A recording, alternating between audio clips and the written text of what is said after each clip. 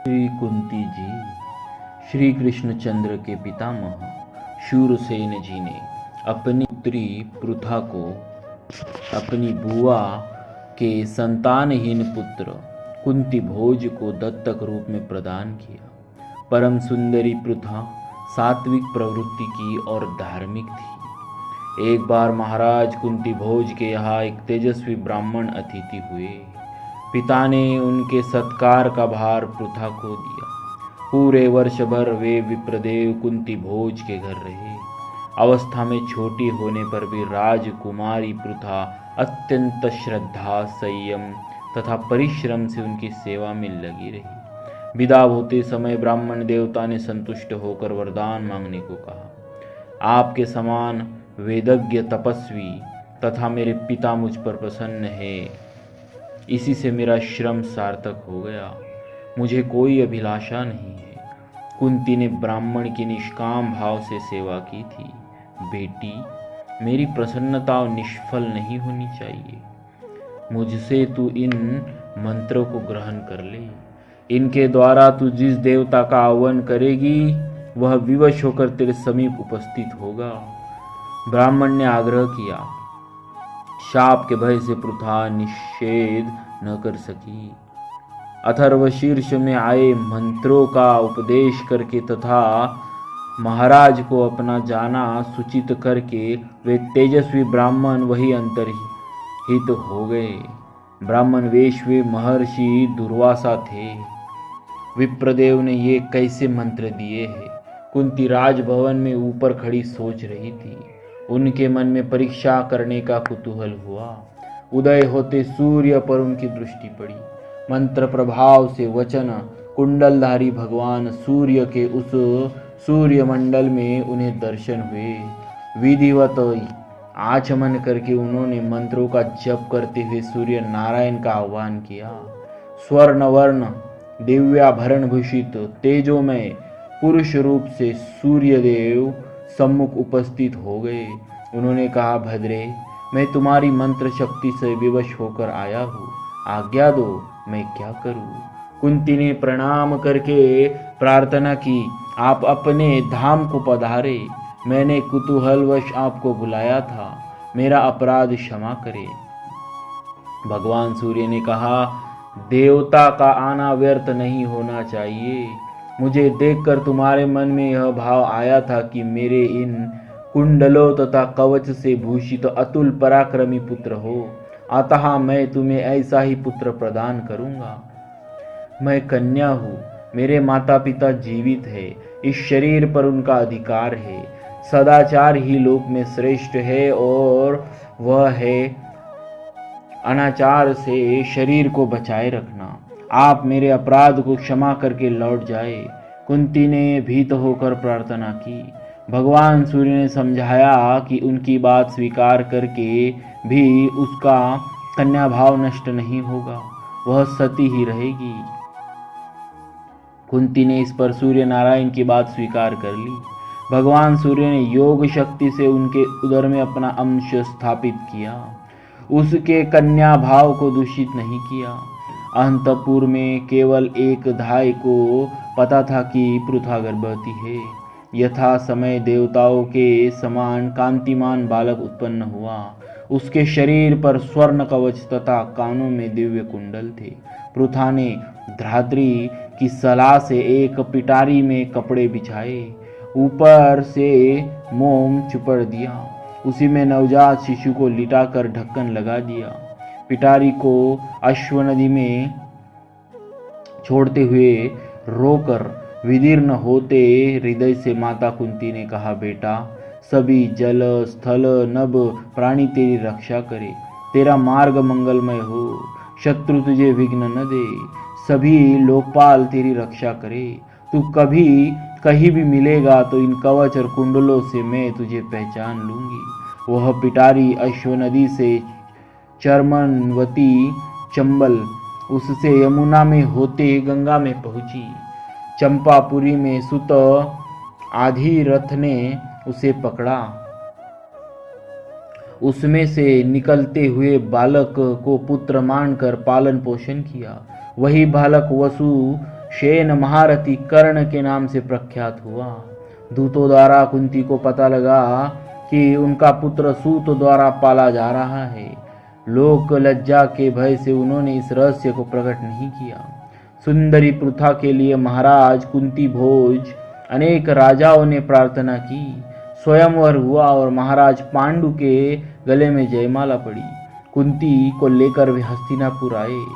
आखेट में मृग वेशधारी ऋषि कुमार किंदम पर पांडु ने बाण चला दिया। मरते समय ऋषि पुत्र ने अपना रूप प्रकट करके शाप दे दिया, तुमने सहवास करते मृग पर बाण छोड़ा, अतः पत्नी के साथ सहवास करते समय तुम्हारी मृत्यु होगी। विरक्त होकर महाराज ने संन्यास लेने का निश्चय किया, किंतु कुंती देवी के आग्रह से पत्नियों के साथ वन में तपस्वी जीवन व्यतीत करना उन्होंने स्वीकार कर लिया। संतान न होने से पुरुष पितृऋण से उऋण नहीं होता, यह सोचकर महाराज दुखी रहते थे। ऋषियों ने उन्हें देवांश से 5 पुत्रों की प्राप्ति का वरदान दिया था। ऋषि वाक्य सत्य होने चाहिए, यह सोचकर उन्होंने एक दिन कुंती से कहा, भद्रे, तुम संतति प्राप्ति के लिए कोई यत्न करो। आपकी आज्ञा होने पर मैं जिस देव का आह्वान करूंगी उसी से मुझे संतान होगी। आप आज्ञा दे, किस देवता का संकल्प करूं? दुर्वासा जी द्वारा मंत्र प्राप्ति का वर्णन सुनाकर कुंती जी ने पूछा, मुझे धर्मात्मा पुत्र चाहिए। धर्मात्मा संतति कुल को पवित्र कर देती है। तुम धर्मराज के उद्देश्य से मंत्र का जप करो। महाराज ने आदेश दिया, आज्ञा का पालन हुआ। फलतः धर्मराज के अंश से युधिष्ठिर का जन्म हुआ। क्षत्रिय जाति बल प्रदान है, परम बलवान संतति की कामना करता हूँ। कुंती कुछ दिनों पश्चात महाराज ने पुनः आज्ञा की। इस बार कुंती ने वायु देवता के उद्देश्य से जप किया। पवन के अंश से उन्हें भीमसेन जैसे पराक्रमी पुत्र की प्राप्ति हुई। मैंने देवराज को प्रसन्न कर लिया है, तुम उनका स्मरण करो। पांडु ने सर्वश्रेष्ठ पुत्र की प्राप्ति के लिए एक पैर से सूर्य के सम्मुख खड़े होकर उग्र तपस्या करके महेंद्र को प्रसन्न कर लिया था। पति की आज्ञा से कुंती देवी ने भी 1 वर्ष तक व्रत एवं विशेष नियमों का पालन किया था। महाराज के आदेश से पृथा के आह्वान करने पर देवराज पधारे। उनके अंश से परम पराक्रमी नर के अवतार अर्जुन का जन्म हुआ। छोटी रानी माद्री के अनुरोध करने पर महाराज ने पृथा को आदेश दिया, कल्याणी, माद्री को भी संतान प्रदान करो। पति की आज्ञा शिरोधार्य करके उन्होंने मंत्र बताकर माद्री से किसी देवता का ध्यान करने को कहा। माद्री के ध्यान करने पर अश्विनी कुमारों के अंश से यमज, नकुल और सहदेव की उत्पत्ति हुई। एकांत में पर्वत पर माद्री के साथ घूमते हुए पांडु अपने को संयमित न रख सके, फलतः उनका शरीरांत हो गया।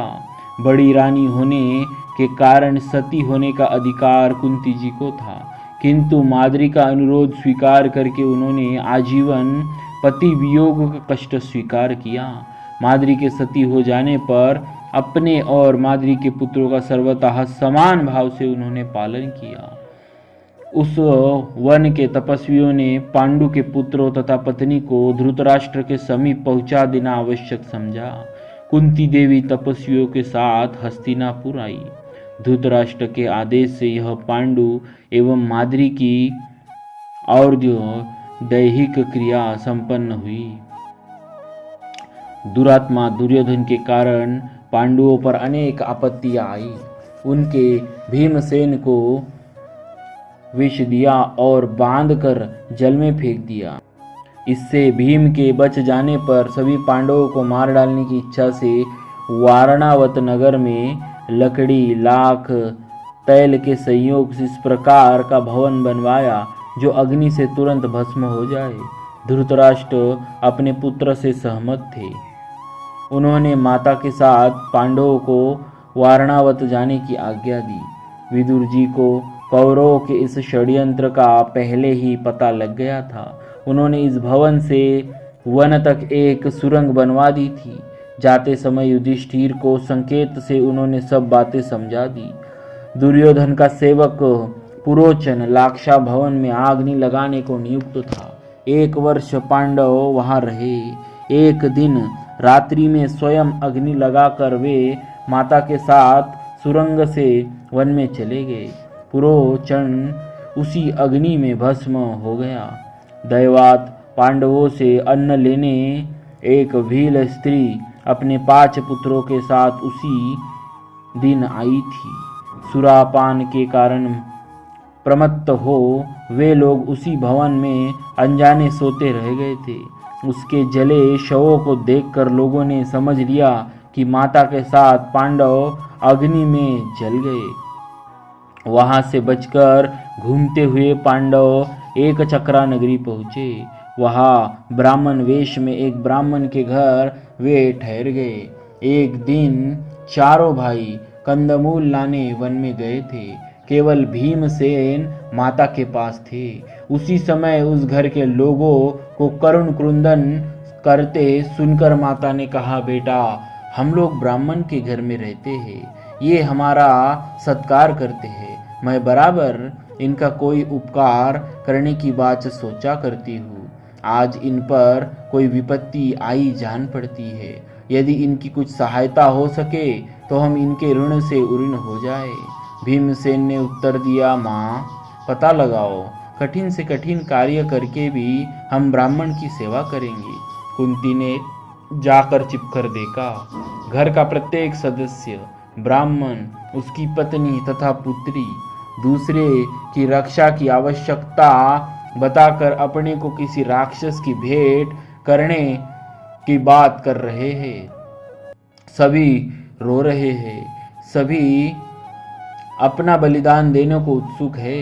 सभी अपने को अनावश्यक तथा दूसरे को आवश्यक सिद्ध करना चाहते हैं। एक छोटा बच्चा सबके पास जाकर तोतली वाणी में कह रहा है कि मुझे राक्षस के पास भेज दो, मैं उसे मार डालूंगा। आपके दुख का कारण क्या है? हो सकता है तो मैं उसे दूर करने का प्रयत्न करूंगी। कुंती देवी का हृदय इस दृश्य से द्रवित हो गया। उन्होंने प्रकट होकर पूछा। ब्राह्मण ने बताया कि बक नामक कोई राक्षस समीप ही रहता है। उसके लिए 2 गाड़ी अन्न तथा 2 भैंसे प्रतिदिन दिए जाते हैं। जो यह सामग्री लेकर जाता है उसे भी वह खा जाता है। यदि ऐसा न किया जाए तो पता नहीं ग्राम के कितने लोगों को वह खा जाए। प्रत्येक घर के लोग बारी बारी से अन्न ले जाते हैं। आज मुझ ब्राह्मण की बारी है। किसी न किसी घर के सदस्य को राक्षस का भक्ष्य बनना होगा। कुटुंब में किसी को घर पर रहना स्वीकार न होने के कारण ब्राह्मण ने सब परिवार राक्षस के यहाँ जाना निश्चित किया है। यह भी बताया, आप शोक छोड़ दे, राक्षस से छुटकारे का उपाय मेरे पास है। आपके एक ही पुत्र है और एक ही कन्या है। आप में से किसी का जाना उचित नहीं। मेरे 5 पुत्र हैं, उनमें से एक राक्षस का भोजन लेकर चला जाएगा। कुंती देवी ने दृढ़ स्वर में कहा, हरे हरे, मैं इस नश्वर शरीर के लिए अतिथि का वध कभी होने न दूंगा। मैं आत्महत्या तो कर नहीं रहा हूँ। वह राक्षस मुझे पत्नी के साथ भले खा ले, परंतु अपने बदले में एक अतिथि ब्राह्मण का बलिदान कभी नहीं करूँगा। मुझे अपने धर्म का ज्ञान है। आपका त्याग कुलीनता एवं धर्म प्रशंसनीय है, परंतु मैं अपने धर्म का नाश न करूँगा। वह धर्मात्मा ब्राह्मण इस प्रस्ताव से ही काँप गया।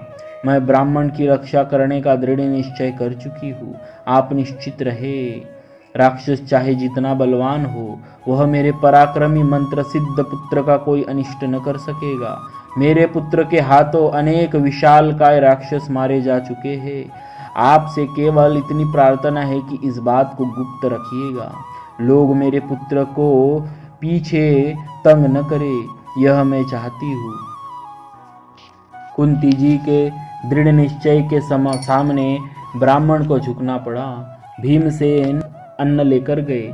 वहां जाकर गाड़ी में जूते भैंसे को तो पीट कर उन्होंने गांव में भगा दिया और अन्न का स्वयं प्रसाद पा लिया। राक्षस बक लाल पीला होता आया सही, किंतु युद्ध में पछाड़ कर रुकोदर भीमसेन ने उसे सीधे यमलोक भेज दिया। माता कुंती की कृपा से उस गांव के निवासियों की विपत्ति सदा के लिए दूर हो गई। यही से पांडव पांचाल गए। स्वयंवर में अर्जुन ने द्रौपदी को प्राप्त किया। माँ, हम एक भिक्षा लाए हैं, राजकुमारी को लाकर अर्जुन ने कहा। बिना देखे ही माता ने भीतर से कह दिया, पांचों भाई उसे बांट लो। फलतः पांचाली पांचों भाइयों की पत्नी हुई। पता लगने पर धृतराष्ट्र ने विदुर को भेजकर पांडवों को बुला लिया। आधा राज्य देकर इंद्रप्रस्थ उनकी राजधानी कर दी। माता के साथ पांडवों का वहां निवास हुआ। कंसारी श्री कृष्ण पांडवों की ओर से शांति दूत होकर हस्तिनापुर पधारे। दुर्योधन ने स्पष्ट कह दिया कि युद्ध के बिना सुई की नोक रखने भर भूमि न दूंगा। जब श्री कृष्ण पुनः विराटनगर लौटने लगे तो माता कुंती ने अपने पुत्रों के लिए संदेश सुनाया। युधिष्ठिर, क्षत्रियों को बाहुबल से आजीविका चलानी चाहिए। राजा से सुरक्षित रहकर प्रजा जो धर्म करती है उसका चतुर्थांश राजा को प्राप्त होता है। दंड नीति का ठीक प्रयोग करके लोगों को वह धर्म मार्ग में प्रवृत्त करता है। जिस संतोष को लिए बैठे हो उसे तुम्हारे पितामह ने कभी आदर नहीं दिया। यह याचना तुम्हारे लिए उपयुक्त नहीं। भिक्षा ब्राह्मण मांगते हैं, वैश्य कृषि वाणिज्य से और शूद्र सेवा से आजीविका चलाते हैं। तुम क्षत्रिय हो, भुजबल से राज्य प्राप्त करो, यही तुम्हारी धर्मसम्मत आजीविका है। तुम सा पुत्र पाकर भी मैं दूसरों के टुकड़ों पर आश्रित हूँ, यह कितने कष्ट की बात है। घृत में हार कर पांडवों के वन जाने पर कुंती विदुर जी की यहाँ रहती थी। वे अपना पूरा समय भजन पूजन तथा व्रतों में व्यतीत करती थी। उनका रहन सहन अत्यंत सादा था। अपने सब कार्य वे स्वयं कर लिया करती थी। उन्होंने श्री कृष्ण को विदुला का आख्यान सुनाकर फिर कहा, अर्जुन से कहना कि उससे मुझे बड़ी आशाएं हैं। आकाशवाणी ने उसके जन्म के समय कहा था कि वह इंद्र के समान पराक्रमी होगा, भीम के साथ रहकर शत्रुओं का जय करेगा, सारे कौरवों को मारकर पितृराज्य प्राप्त करेगा। मेरी इच्छा है कि देवताओं की वाणी सत्य हो। क्षत्राणियाँ जिस काम के लिए पुत्र उत्पन्न करती है उसका समय आ गया है। श्री कृष्ण से उन्होंने अपने पुत्र को उत्साहित करने तथा रक्षा करने का अनुरोध किया। बेटा, कर्ण को भी जलांजलि दो। युद्ध में मारे गए सभी सज्जनों को धर्मराज तिलांजलि दे रहे थे। रोती हुई माता कुंती ने उससे अनुरोध किया, माँ, वह सुतपुत्र सदा हमसे द्वेष करता रहा, वह हमारे गोत्र का भी नहीं, हम उसे जल नहीं देंगे। युधिष्ठिर ने अस्वीकार किया। तुम नहीं जानते, वे महाभाग तुम्हारे ज्येष्ठ भ्राता थे। कुंती ने कर्ण के जन्म का परिचय दिया। हाय, हम यह पहले जानते तो इतना अनर्थ क्यों होता। हम उनके चरणों में सिंहासन निवेदित करके स्वयं सेवक बने रहते। हमने अपने ही ज्येष्ठ भ्राता को मार डाला। माँ, तूने यह बात मुझसे क्यों नहीं कही। धर्मराज अत्यंत शोकार्त होकर रोते हुए बार बार पूछने लगे, पुत्र, युद्ध आरंभ होने से पूर्व ही मैं उस सूर्यनंदन के समीप गई थी। उस समय जल में खड़े होकर संध्या कर रहे थे। उन्होंने अपने को अधिरथ का पुत्र कहकर मुझे प्रणाम किया।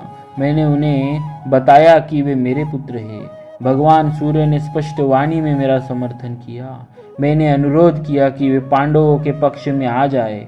हाय, मेरे पुत्र ने अधिरथ के उपकारों का स्मरण करके इस सत्य को स्वीकार करके भी मानना नहीं चाहा।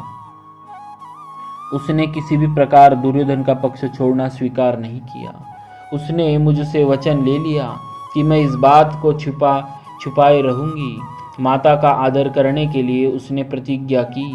युद्ध में अर्जुन के अतिरिक्त किसी पांडवों को मारने में समर्थ होकर भी वह नहीं मारेगा।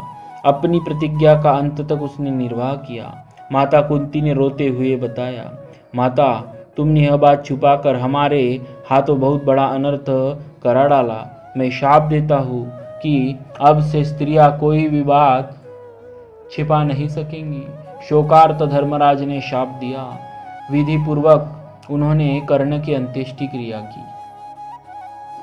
हे जगतगुरु, हे सर्वेश्वर, मुझ पर बार बार विपत्तियां आए, क्योंकि उनमें आपका दर्शन स्मरण होता है जो मोक्ष को देने वाला है। माता कुंती ने भगवान श्री कृष्ण से यह वरदान मांगा। बराबर विपत्तियों में रहकर यह अनुभव कर लिया था कि भगवान का सच्चा स्मरण विपत्ति में ही होता है।